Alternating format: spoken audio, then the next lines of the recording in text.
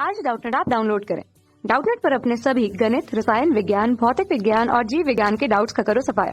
बस प्रश्न की फोटो खींचो, एक ही प्रश्न को क्रॉप करो और तुरंत वीडियो सोल्यूशन पाओ। अभी डाउनलोड करें। हेलो एवरीवन, आपका क्वेश्चन है विनिमय विपत्र के अनादरण से आप क्या समझते हैं। तो आपको बताना है dishonour of will of exchange क्या होता है। तो देखिए, डिसऑनर, अगर आपका जो विल ऑफ एक्सचेंज है वो डिसऑनर कब माना जाएगा, कौन सी ऐसी कंडीशन है जब उसे हम ये कह देंगे कि ये अनादृत हो गया है, तो हम उस कंडीशन को समझते हैं। ठीक है, हम ज्यादा डीपली थ्योरी में नहीं जाएंगे, हमें बस पॉइंट्स को समझना है कि अनादरण क्यों होता है। तो मैं आपको पॉइंट बाय पॉइंट एक्सप्लेन करूंगी जो आपके लिए बहुत ईजी होगा समझना। तो देखिए, पहली कंडीशन दशाएं, हम दशाएं तो पढ़ रहे हैं कि कब ऐसा हो जाता है, कौन सी ऐसी कंडीशन है जब हम ये बोल देते हैं कि आपका जो विल है वो डिसऑनर हो गया। तो पहली कंडीशन क्या है, लेनदार ने देनदार को बिल लिखा, क्योंकि विनिमय विपत्र लिखता कौन है, लेनदार, देनदार को लिखेगा। ठीक है, तो लेनदार ने देनदार को बिल लिखा, पर जब जैसे लेनदार ने देनदार को 10,000 रुपए का माल बेचा था और फिर उसमें लिखा, उसने 2 महीने का टाइम देते हुए उसने बिल लिखा, लेकिन देनदार को मंजूर नहीं था कि 2 महीने के अंदर वो पेमेंट कर पाएगा, तो उसने वहीं की वहीं रिजेक्ट कर दिया, यानी कि उसे स्वीकार नहीं करा। तो पहली चीज है, देनदार द्वारा विनिमय विपत्र स्वीकार करने से इनकार कर देना। ठीक है, अब ए ने बी को बिल लिखा था, मतलब सॉरी, लेनदार ने देनदार को बिल लिखा था कि 2 महीने के अंदर आप हमारे 10,000 रुपए का पेमेंट कर दीजिए। तो देनदार ने इस बिल को स्वीकार करने से इनकार कर दिया, उसने मना कर दिया कि नहीं, हम नहीं कर सकते एक्सेप्ट, क्योंकि हम पेमेंट नहीं कर पाएंगे या कुछ और भी रीजन हो सकता, तो उसने एक्सेप्ट नहीं करा। तो एक तरीके से यहाँ अनादरण हो गया। ठीक है, ये पहली कंडीशन है अनादरण की, कि अगर ऐसा हो जाता है, वो बिल लिखता है बट वो एक्सेप्ट नहीं करता देनदार, तो वहीं आपका बिल अनादृत हो जाता है।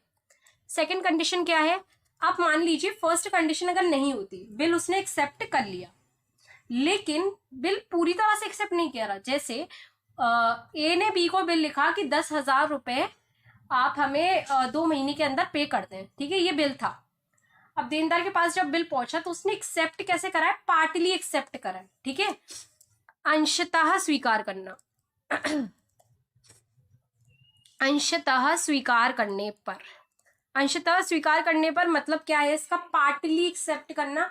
उसने कहा 10,000 तो नहीं, ठीक है, हम 8,000 रुपए आपके 2 महीने बाद पे कर देंगे। तो बिल लिखा जा रहा है 10,000 रुपए 2 महीने के अंदर पे करना, और आप क्या कह रहे हो कि हम आपको 8,000 रुपए या 7,000 रुपए 2 महीने के अंदर पे कर देंगे।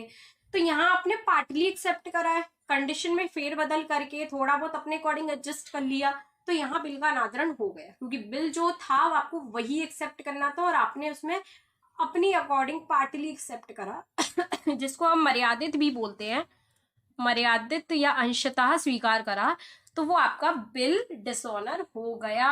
और थर्ड कंडीशन जो हर कोई जानता है, अगर आप किसी से पूछोगे ना जनरली कि बिल डिसऑनर होने की क्या कंडीशन, तो वो ओनली थर्ड कंडीशन को बताएगा जो मैं आपको बताने जा रही हूँ।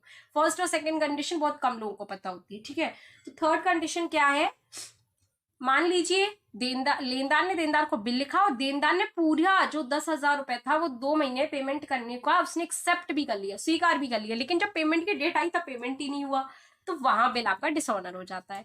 यानी कि देनदार द्वारा परिपक्वता तिथि पर, मैच्योरिटी डेट पर